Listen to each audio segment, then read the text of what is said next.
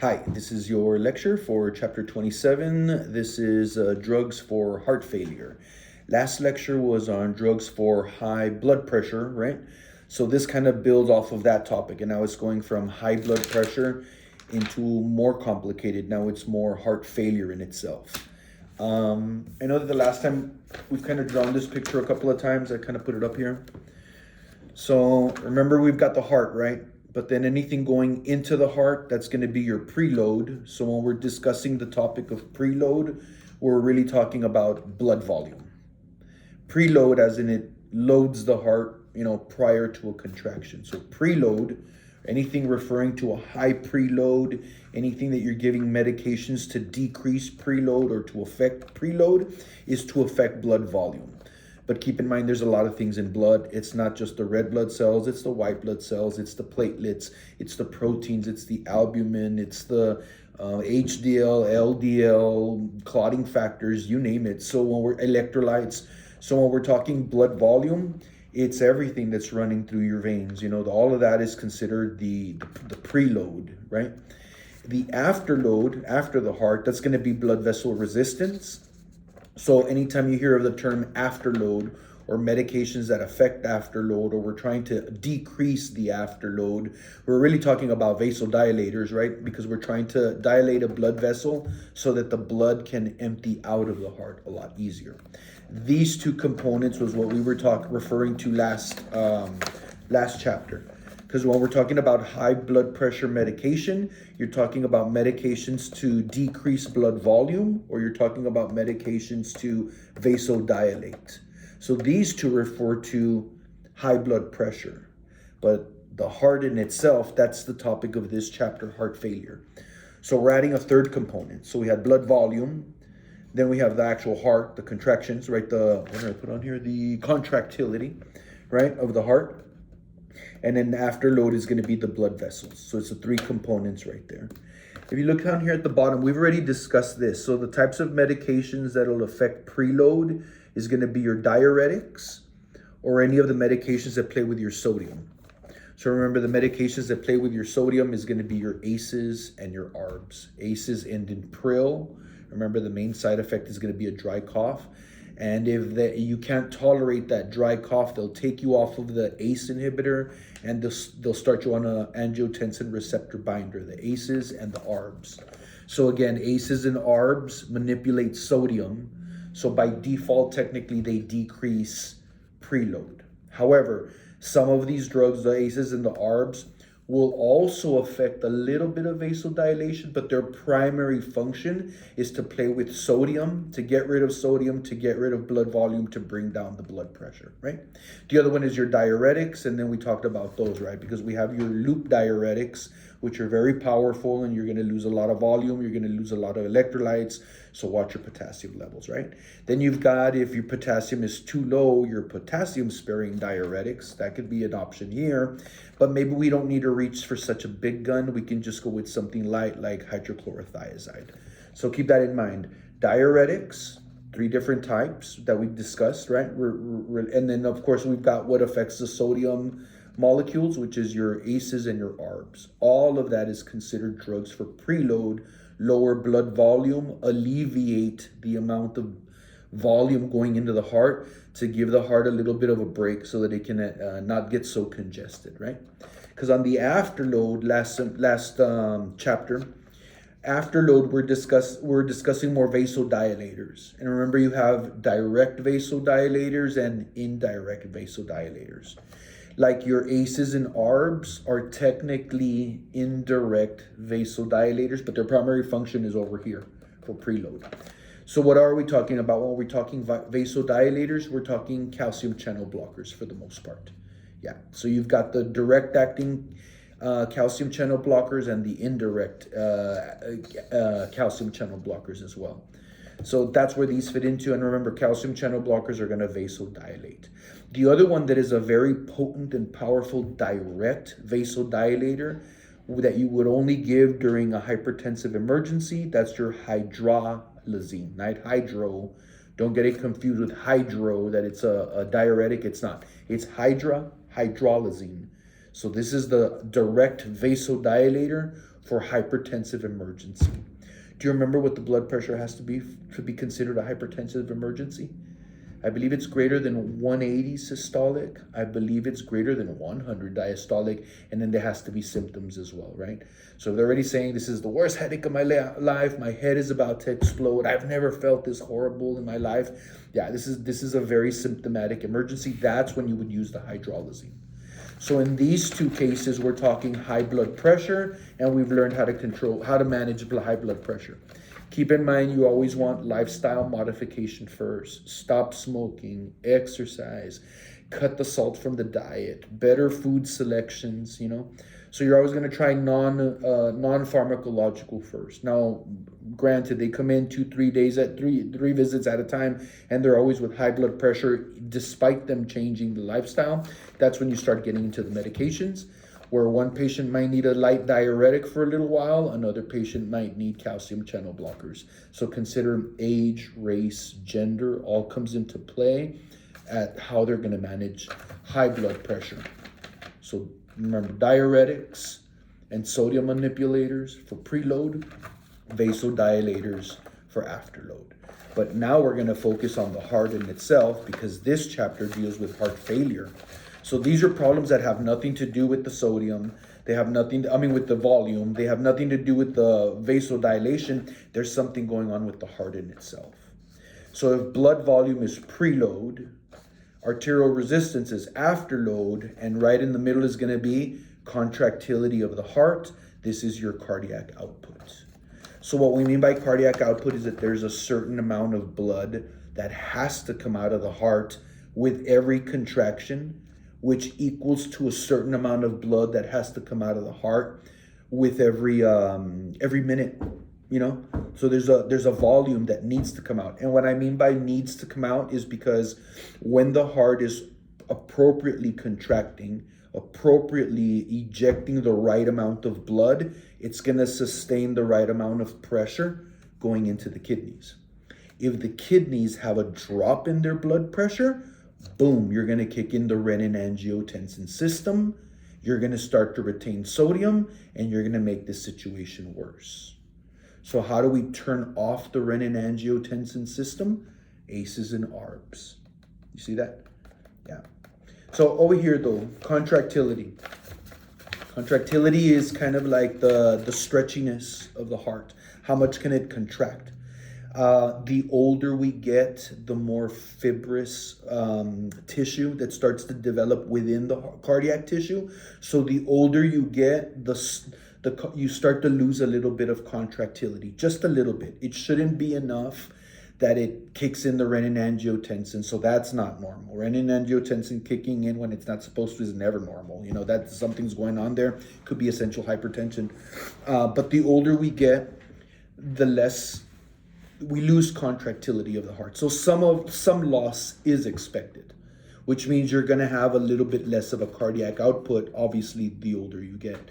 Now, you've been a triathlete your whole life. You've always eaten, chicken and rice, no beef, never drank, never did any drugs, I could see contractility in those types of individuals that are older, a little bit healthier, but there's going to be some decline with age. Everybody's going to have some decline, right, with cardiac output altogether.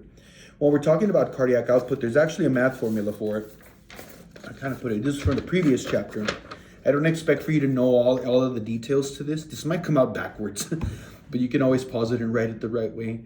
But the cardiac output, CO, is two things being multiplied. The heart rate times the stroke volume. All of this is in the previous chapter. It's in chapter 26.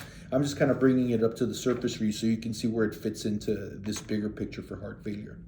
We know heart rate. Heart rate is just pretty much beats per minute, right? Stroke volume is a little bit different. Stroke volume is milliliters for every beat, for every heartbeat. So obviously men and women are going to be slightly different because men are a little bit bigger. So the heart is a little bit bigger, which means the cardiac output for a male is slightly increased than it would be for a female. So for the males, they usually say 70 to 75 milliliters per beat. For females, 65 to 70. So what's a good ballpark figure? 70. So on average, the average adult healthy human being has a cardiac output of approximately about 70 milliliters per heartbeat. That's just one heartbeat. You see that? So you take that 70 milliliters in one heartbeat and you multiply it by whatever the heart rate is. So you can have a resting heart rate, or you can have an aerobic, you're doing activity. So it depends, obviously. The faster your heart beats, the more volume is going to come out of it. The slower your heart beats, the less volume, right? So it all depends on what your activity is. But the stroke volume, 70 mLs per beat, times the heart rate will give you the cardiac output. And the average cardiac output, it's measured in milliliters per minute. And I have here a resting cardiac output, 5 liters per minute. Can you believe that? 5 liters? Think of a 2 liter of Dr. Pepper. Think 2.5 of those. 2.5 liters of Dr. Pepper in 1 minute. That's how hard your heart is constantly pumping. That's amazing. That's fascinating. So when we're talking about heart failure, we're compromising the integrity, the tissue of the heart, to the point that it's losing the stretchiness. So now you're not getting a full stretch, so which means your stroke volume is dropping, right? Which means your cardiac output is now low, and we risk triggering the renin-angiotensin by accident. That makes sense? So if medications for preload is diuretics, ACEs, and ARBs, medications for afterload is calcium channel blockers and other direct and indirect vasodilators, medications that affect contractility are known as inotropic agents. I'll show you where to highlight it in the book. But an inotropic agent basically plays with the stretchiness of the heart. So I can give you some medications that make your heart more stretchy, and it'll increase the stroke volume. Or I can give you medications that'll decrease the stretchy of the heart, which will decrease your stroke volume, which you might have to do in some cases. So I don't know if you can see it, but the terms that I put here for inotropic agents, 2 types, positive and negative. And remember, in nursing and in healthcare, positive and negative does not mean good or bad. Remember, it means present or absent. More of something or less of something. Kind of along the terms of agonist, antagonist. Does that make sense? So we have those 2 types of inotropic agents that increase the stretchiness of the heart, which probably slows it down, but increases the volume that it can do in one stroke. Or you have inotropic agents that increase the speed of the heart. Increase the stretchiness, will feel more, or decrease the stretchiness and it'll feel less. It all depends on what direction you're going.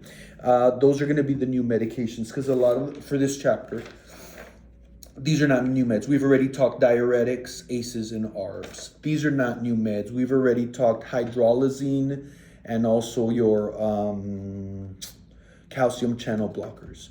Over here, inotropic agents, we've actually talked about most of them too. We've talked about some of the drugs that increase heart rate or decrease heart rate, technically also increase or decrease contractility. So I'll point those out, but there is one brand new med in this chapter, and it'll be here, and it'll be one of the inotropic agents. The drug is lanoxin, or also known as digoxin, but we got to talk because you're going to get NCLEX questions about it, because it's a very, very popular topic to test a brand new nurse on, or the NCLEX rather, because you'll be giving digoxin and lanoxin at some point in your career, definitely. Let's highlight your book, yeah? Page 366, chapter 27, drugs for heart failure. At the very top, cardiovascular diseases are a group of disorders that include heart failure, which means your stroke volume is off. You're going to kick in the renin-angiotensin. Coronary artery disease, that's different. That's more cholesterol plaque that's now developing in the blood vessels that are feeding the heart. That's a whole different story. Stroke, keep in mind, there's 2 types of stroke. There's hemorrhagic and there's also ischemic strokes. Deep vein thrombosis, clots in the legs, but the veins, which means the blood is getting down there, but it's not coming back up. As opposed to peripheral artery disease, now the blood is not actually getting down. Remember, there's complete opposite symptoms for peripheral vascular disease as compared to DVT. More on that later when we get there, right? And then last but not least, congenital heart disease. And what does congenital mean? Yes, Congenital means you were born with it. So it's nothing that you did because of lifestyle. It's nothing you did because of a disease you caught. It is you were born with a little defect on the heart, which does happen and is usually identified very, very early in life. You'll learn about that in pediatric because there's some conditions that are incompatible to life. And we know that because of that heart defect, the baby's not going to make it. But in some cases, the heart defect is compatible with life. You just need a little bit of surgery, but then the rest of their life, they're going to have to be monitored closely for heart failure. I have a cousin like that from Chicago that was born with the incomplete ductus arteriosus, that little hole in the heart. They fixed it as a kid, but now as an adult, he's got a lot of problems. He's about in his 40s. I think I'm the oldest of the cousins, so he's maybe about 44, 45 now, and having a lot of problems. Anyways, a little bit further down, it just kind of talks about how 1 in 3 Americans has cardiovascular disease. 1 in 3 Americans. Why do you think that is? Freedom to eat whatever we want, lots of access of high calorie food, abundance of food. These are problems of excess. No one in Africa, for the most part, is having profound cardiovascular disease the way someone in America would have. So these are problems of excess, and this is why I say you will be giving a drug like Lennox and digoxin regularly, and this is why you're going to get NCLEX questions on it. But we'll get there. That's the new drug for this chapter, right? We keep reading, and it says, heart failure, a condition that is associated with a significant decline in life expectancy. If you don't correct it, what happens is that the heart starts to remodel. Kind of like a muscle, right? You start lifting weights, and eventually your muscle is going to adapt and it's going to get big. Well, if you start compromising the heart and you make it work harder than it already has to work, it's also going to develop muscle, and it's usually in the left ventricle. And once you affect structure, now you have affected function. Yeah. Once that thickening of the walls of the heart occur, it's irreversible. It's pretty much permanent. So I can see why it says heart failure, significant decline in life expectancy. I see this in a lot of bodybuilders right now, just because of my connections in sports medicine, with a lot of abuse of anabolic steroids. They're building these muscles up, but they're also building the heart muscles up. And then you have them just die at random at the age of 40s and 50s, dying in their sleep. Anyways, we continue. It says, historically, the condition was called congestive heart failure. Yes, we used to call it right-sided heart failure versus left-sided heart failure. You do need to know a little bit about that. Because when we used to say that, right-sided heart failure versus left-sided heart failure. So when we're talking about right-sided heart failure, 2 blood vessels are coming into the right atrium, the superior vena cava and the inferior vena cava, right? So the blood comes from these 2 into the right atria, goes down into the right ventricle, and goes out into that valve into the lungs in the back. The lungs reoxygenate it, sends the blood back into the left atria, which sends it down to the left ventricle, and that's the main part of the heart that has to contract to push blood out through the aorta. So in other words, that's the part of the heart that needs to push against the aorta, the afterload, to be able to push blood to the entire body. Does that make sense? Now, if this part of the heart, the left ventricle, starts to thicken, now we're going to see some compromise. So what you start seeing is kind of like a traffic jam. Because if this starts to create a traffic jam, the traffic jam is going to be in the left atria. And once the left atria gets a traffic jam, then the next traffic jam is right through that hole back here into the lungs. So traditionally, left-sided heart failure, what does that look like on a patient? Left-sided heart failure right here. Shortness of breath. I can't even read it. Cough. Yeah, it's kind of like they're drowning in their own fluid. So they're literally coughing, and they say that they feel like they have water in there. They do have water in there. The capillaries are starting to give way from all of that fluid that's congesting in there. You do an SpO2, the pulse oximeter, it looks like crap.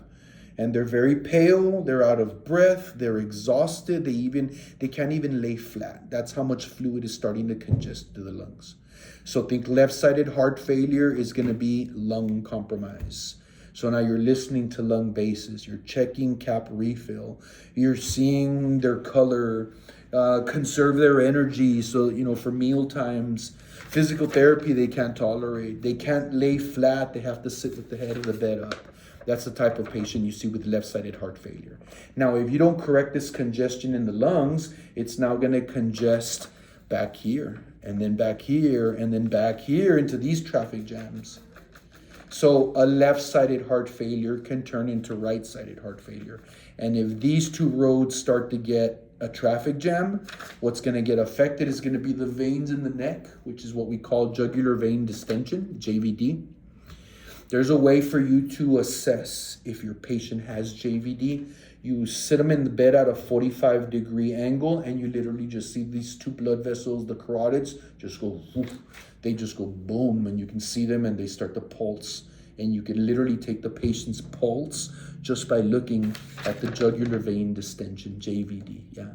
Now the traffic jam down here at the bottom is going to congest the liver. So now we're going into hepatomegaly, which is then going to congest the lower extremities. So now you've got bilateral pedal edema as well. And I'm talking like pedal edema, like the feet are big. You can literally press on it, and you leave these big holes, +3, +4 pitting edema on the feet. So the left-sided heart failure will turn into right-sided heart failure. Main concern with left-sided heart failure, lung compromise. Main concern with the right-sided heart failure, well, there's going to be lung compromise, but now you've got an additional problem with the liver.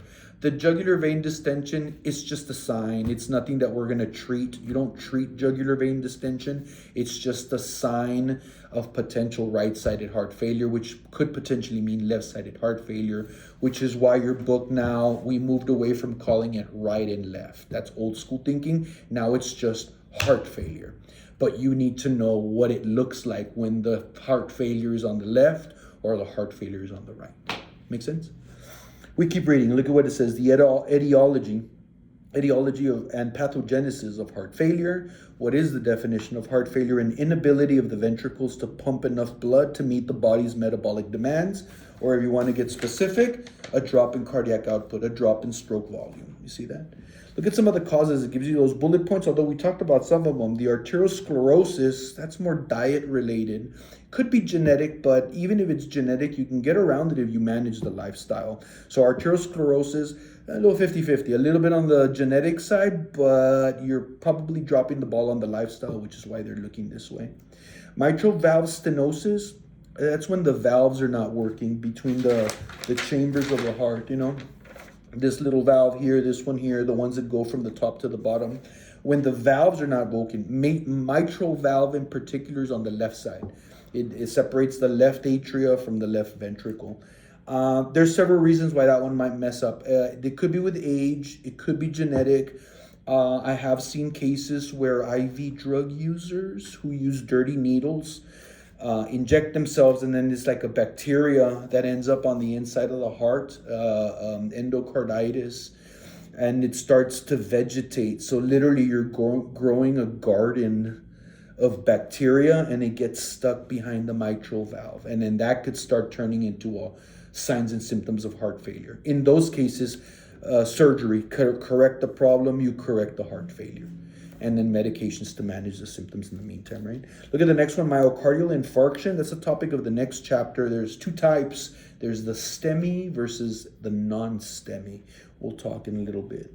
Chronic hypertension, we talked about, that was the previous chapter. So remember, hypertension, well, are we going to treat the preload or are we going to treat the afterload? And it all depends on the individual. There's 100 different combinations of ways that you can manage blood pressure. Very frustrating for the brand new nurse practitioner. Diabetes mellitus, because diabetes starts to affect blood vessels, so I can see where that'll compromise blood flow, turbulence within blood vessels, and also the quality of the blood vessels as well. Dyslipidemia is also back to cholesterol. Could be slightly genetic, but it can be managed with exercise and diet management. And last but not least, thyroid disorder. So remember I said for psychiatric, we always have to rule out thyroid and adrenal gland, because thyroid and adrenal gland disorders look a lot like mental health disorders. Same thing here, because the thyroid disorder could compromise the heart. Here you're thinking that they're in heart failure, but really it's hypothyroidism. And that's why the heart is not pumping fast enough. And that's why the stroke volume is low and the cardiac output is low and you're kicking in the renin-angiotensin. So instead of giving all of these meds to manage the symptoms, they'll do a thyroid test, you're in hypothyroid. Correct the thyroid problem, the heart corrects, come off of all of the other meds. You see that? So it really is kind of like a murder mystery, right? Every patient is their own little Rubik's Cube kind of puzzle. You know what a Rubik's Cube is, right? All right, we continue. You got a nice little paragraph there on the left-hand side of 366 that does talk about right-sided heart failure versus left-sided heart failure. It says the right side of the heart receives blood from the venous system and pumps it into the lungs, where the blood receives the oxygen, releases the carbon dioxide. The blood returns to the left side of the heart, which pumps it to the rest of the body through the aorta, right here, right?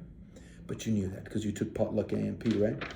The amount of blood received by the right side of the heart should exactly equal the amount of blood that is sent to the left side of the heart. So there is a balance there. Once that balance is thrown off, that's when you start to see these compromises. You got a little definition of cardiac output, but I think I gave you a much better one here. And there's a better explanation in the previous chapter if you really want to know more about it. You also have the terms preload and afterload at the top on page 366 at the top of right-hand side, but we already discussed those as well. If I can bring your attention, 366, right-hand side, second paragraph, italicized, inotropic agents. I see positive inotropic agent, negative inotropic agent. Remember, stretchiness. So positive and negative inotropic agents will increase or decrease the stretchiness of the heart. Look at your examples. Examples of a positive inotropic agent, epinephrine, we already talked about that. Norepinephrine, we already talked about that. Thyroid, which is going to increase heart rate and everything, right? Dopamine also increases. So can we say that sympathomimetics might also fall into a category of a positive inotropic agent? Do you see why we always have autonomic nervous system first in Pharm 1, and then we build on it? You see that? So there's a reason for the order of the way things are developed. A little bit further down, look at the term negative inotropic agents. Look at what it says. Examples include beta blockers, propranolol. You already know that. So do you see that? So we're going to add one more in here. But you already know your positive and negative inotropic agents. You see that? And you didn't even know it. You didn't even know what you already knew. So anyways, you have a little definition of afterload right after that. No problem. You can read that on their own. And then the last paragraph towards the bottom on the right-hand side also gets into the right side versus the left-sided heart failure. And then look at that big bold term you have there, cardiac remodeling. Like I said, you work out a muscle, it's going to get bigger. You make this muscle work harder, it's going to get bigger. So the correct term for that cardiac muscle getting bigger, what do we call that? Cardiac remodeling. So you don't want cardiac remodeling. That's pretty much permanent. It's going to stay like that for the rest of your life. You see that? I wish muscles worked that way, because then I could have just worked out when I was young and then my muscle would have stayed permanent for the rest of my life. Not the case, right? Oh man, I'm still getting used to getting older. Alrighty, so right in left-sided heart failure, right? The conversation continues 367, and you've got that whole hepatomegaly, JVD with the right side, lung compromise with the left side, yeah? However, 367, right-hand side, way down at the bottom. The most common, you see that? The most common reason why patients experience decompensation. So you can have heart failure, but it's manageable. It's manageable. I just don't run if I don't have to. You know, I keep it steady. So as long as I'm at rest, my heart failure is under control. You see that? But if even at rest, I'm starting to get out of breath, I'm starting to decompensate. Does that make sense? So again, we read the most common reason why a patient would experience decompensation, is poor adherence with sodium and water restrictions. That's why we always say, cut the salt, cut the salt, cut the salt. Sure, medication helps, but the whole point of the medication is to buy you time to fix the diet, exercise, and lifestyle to get off of the drugs. That's the mindset. I hate it when, hate's such a strong word. I dislike it when patients assume that patient role so proud and easily. He's like, I'm on 15 medications. Well, how proud, you know? The whole point is to get off of some of those medications. Fix the lifestyle. Get off of these drugs. You see that? So that's the point, that we want to empower patients, give them the medication that's the hope, but at the same time, encourage them to change the lifestyle to get off of these damn medications. Make sense? Continue and look at the next one. The second most common. So that was the first. The second most common reason is non-adherence to drug therapy. So why do you decompensate? Because you're on meds, but you're eating salt. You didn't change the diet. See that? And number two, why are you decompensating? Because I stopped taking the medication. And we're back to the number one reason for men. It's back to the bedroom, you know. So look at what it says. It says nurses must stress to patients the importance of sodium restriction and drug adherence to maintain a properly functioning heart.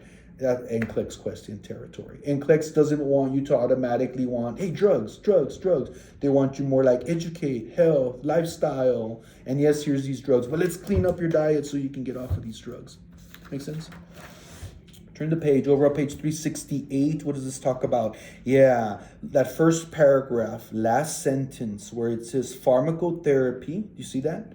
Pharmacotherapy is now targeted at, highlight, prevention and slowing the progression. That's the goal.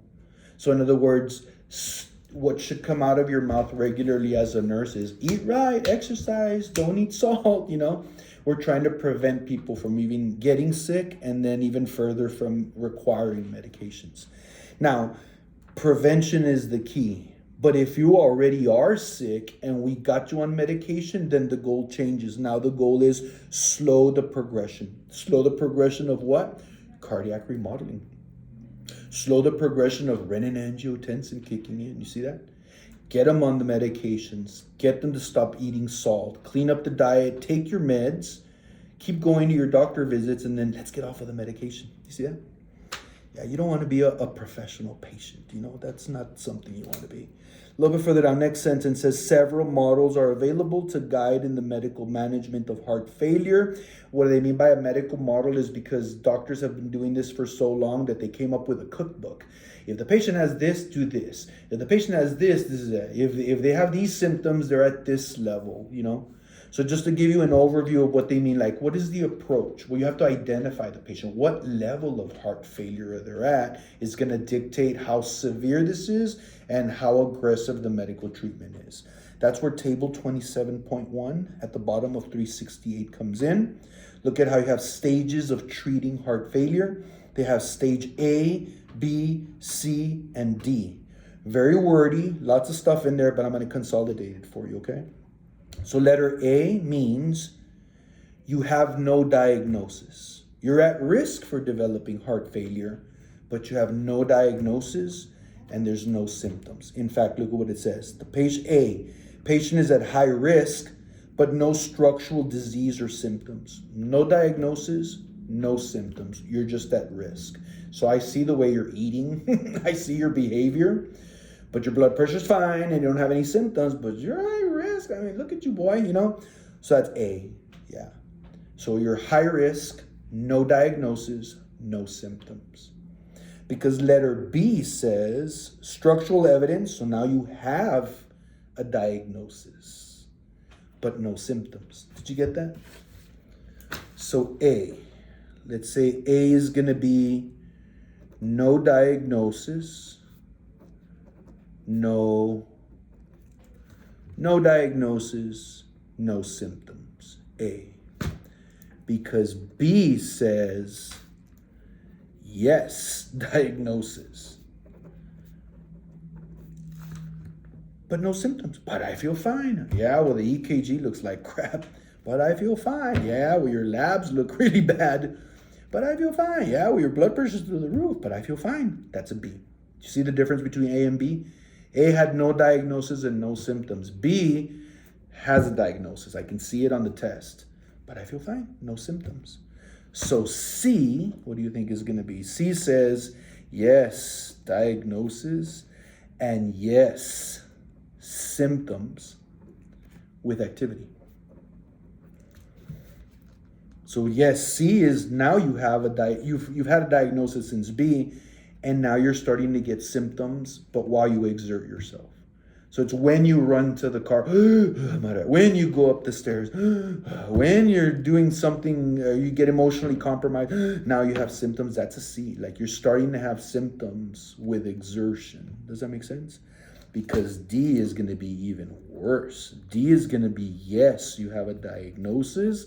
Yes, you have symptoms at rest. Whoa. So you're just sitting there watching, I don't know, what's a movie you guys are watching these days? Spider-Man this weekend, right? You're just sitting there watching Spider-Man and you're having symptoms. Oh my God, you're out of breath just watching Spider-Man swing on the buildings. You see that? That's letter D. We need to do something about that.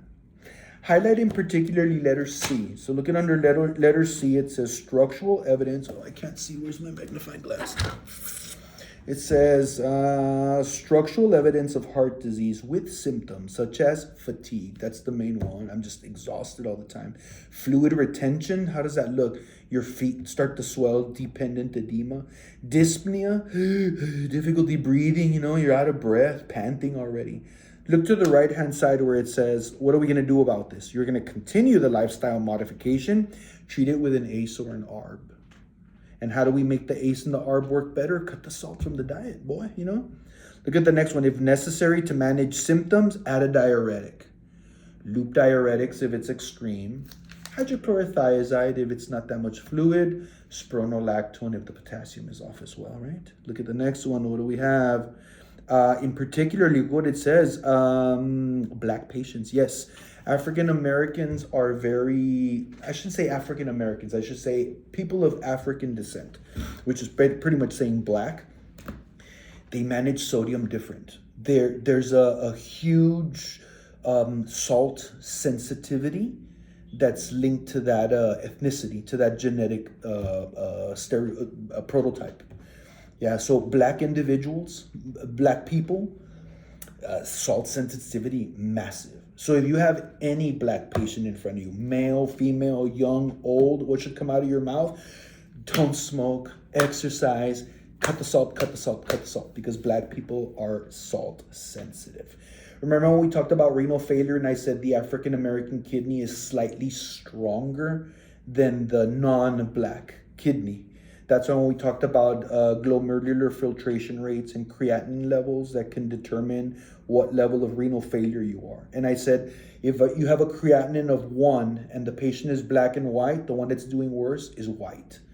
Because Black has a stronger kidney that can sustain a stronger pressure before it starts to exert damage. I'm pretty sure that has something to do with the salt sensitivity and some adaptive response with evolution over the centuries.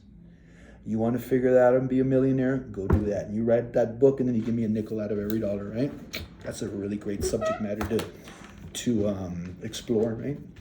Anyways, so how are we going to start to treat this? Look at the top of page 368. It starts talking about drugs that can relieve symptoms of heart failure by several different mechanisms. Number 1, reduction of preload. What can we give for preload?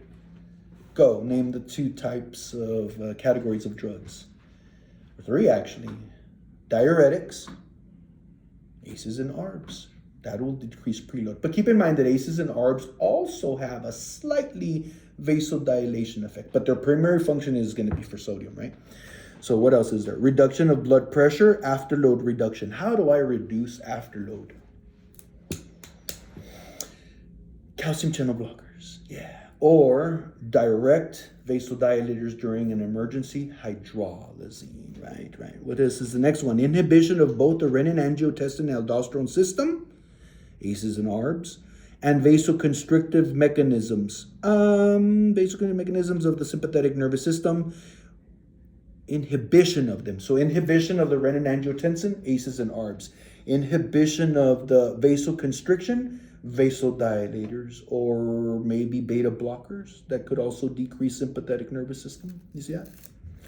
So the next conversation in your book is about ACEs and ARBs. I'm not even going to touch that because we've already discussed ACEs and ARBs. You have lisinopril over on page 370. So the same thing. It's game for any test questions, right? Next, 370, the book starts talking about diuretics. We already know the diuretics. And there's a little summary there. Loop diuretics, thiazide diuretics, potassium-sparing diuretics. No need to discuss that. Page 371, beta blockers. You already know those too. So remember, beta blockers, don't give them if the heart rate is less than 60. Check the heart rate before you give a beta blocker. Don't stop them abruptly. You got to wait at least 2 weeks gradually, before they take effect, and 2 weeks before you come off of them. So all of that applies there as well, right? Now, I did say we were going to introduce a brand new drug, and it's going to be here, one of the inotropic agents that's going to increase the stretchiness of the heart. 371, right-hand side, down at the bottom. We call these drugs inotropic agent, but this one in particular is called a cardiac glycoside. That's just the name of the class that it's in. We just call it a cardiac glycoside, but its effects are inotropic agent, positive inotropic agent. The name of the drug is, and if you can see it right there a little bit further down, digoxin. Brand name is Lanoxin, and it says cardiac glycosides were the mainstay of heart failure treatment. Digoxin Lanoxin is the only drug in this class. So you're going to get a digoxin Lanoxin question at some point on the NCLEX. Look at the next little paragraph. The primary action of digoxin are to cause the heart to beat more forcefully, positive inotropic agent, right? And more slowly, more forceful, but slowly. It gets a little confusing there, right? Thus improving the cardiac output. So it increases the stretchiness of the heart. It fills better, and it gives you a much better stroke volume, which will translate into a much better cardiac output. You see that? So digoxin Lanoxin, page 373, and we gotta talk. So look at the name of the drug in itself, digoxin Lanoxin. Therapeutic class for heart failure. Therapeutic heart failure. But how does it do it? What's the Pharm class? It's a cardiac glycoside. It's at the receptor level. Too technical. You don't need to know about it. What you do need to know about this drug, look at administration alerts. Number 1 says, if the apical pulse is below the parameter, usually 60, withhold the dose. So just like the beta blockers. If the heart rate's going too slow, then you don't give it, because it's going to slow down the heart. Don't get the speed confused with the stretchiness, because an inotropic agent that slows down the heart means it's more stretchy. The stretchier it is, it slows down. So don't pin speed and heart rate to contractility. It's stretchiness. Inotropic agents, cardiac glycosides, we're talking stretchiness. You give it, the heart stretches. It slows down, but it fills better, and it increases the stroke volume and the cardiac output, but not if it's less than 60. This drug works good, but it's dangerous. It'll poison you. So you have to only use it for a limited amount of time, and because it poisons you, we're gonna need labs on the regular. Administration alert number 2, check serum digoxin levels. So to be on digoxin means you just bought yourself a phlebotomist, because you're gonna need digoxin levels regularly to make sure that we're not poisoning you with this drug. Memorize usual. What's the amount we're looking for? What amount of the drug is within the normal range? 1.8. 1.8 nanograms, nanograms, I believe, per milliliter. Make sense? Very, very, very easy to poison you. There's a particular set of signs, or symptoms rather, that the patient will complain of that you're like, yeah, you're getting dig toxicity. So it turns out that if the digoxin starts to go higher than this 1.8, is it 1.8 or 1.6? Oh, my magnifier, 1.8. Once you start getting the dig toxicity, the patient starts to complain of yellow-green visual disturbances. Everything starts to glow. Oh, like you're in heaven. Everything's glowing, and everything's got this big old halo around it. Green, yellow halos. Green, yellow visual disturbances. Green, yellow glow in the visual field. All of that is consistent with dig toxicity. Call the phlebotomist. You're going to need an order from the doctor to get a dig level stat because he's getting poisoned. If the digoxin level is really high, you're going to start to see the heart rate go low. The patient starts to go unconscious on you. We need a reversal agent ASAP. Down at the bottom, treatment for overdose, Digibind, also known as Immunofab, something like that. Digoxin Immunofab, aka Digibind. So Digibind binds with the digoxin and then you excrete it out in the urine. Make sense? Yeah. So you should see it as a reversal agent take effect pretty quick.